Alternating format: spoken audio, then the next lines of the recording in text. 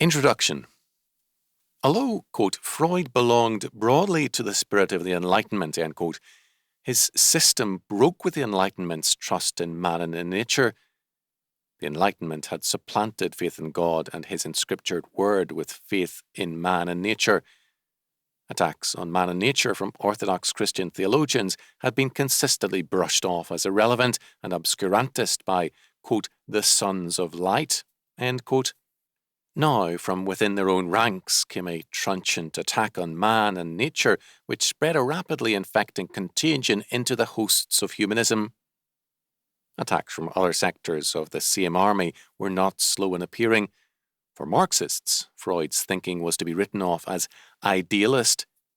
The foundations for a scientific and materialistic psychology and psychiatry had been laid by Ivan P. Pavlov in terms of experimentally established facts and scientific laws, in contrast to which Freud could only be called a pseudoscientist. Sigmund Freud, an Austrian Jew, studied medicine in Vienna, working extensively in physiology, then specializing in neurology, and then changing over to psychopathology. A specialist, Freud in his associations was exceedingly limited, his public lectures few and his contacts limited to a small circle of followers. He remained always a reserved, kindly and old-fashioned person. But he could write, as he did with Dr. Wilhelm Fleiss, quote, I can hardly tell you how many things I, a new Midas, turn into filth. This is in complete harmony with the theory of internal stinking, end quote. In spite of a philosophical cynicism concerning man, Freud was known among his associates as a very poor judge of men and as one naively given to black and white judgment of people.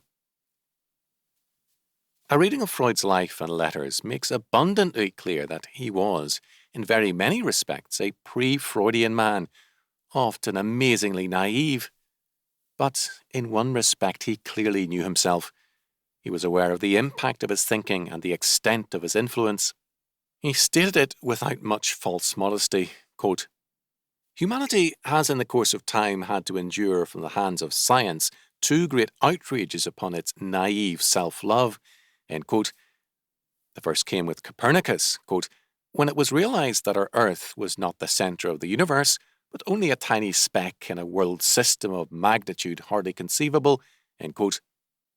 The second came with Darwin, quote, when biological research robbed man of his peculiar privilege of having been specially created and relegated him to a descent from the animal world, implying an ineradicable animal nature in him, end quote. Note that Freud viewed this animal nature as ineradicable. Now, quote, the third and most bitter blow, end quote, came, quote, from present-day psychological research, which is endeavouring to prove to the ego of each of us that he is not even master in his own house, but that he must remain content with the veriest scraps of information about what is going on unconsciously in his own mind, end quote.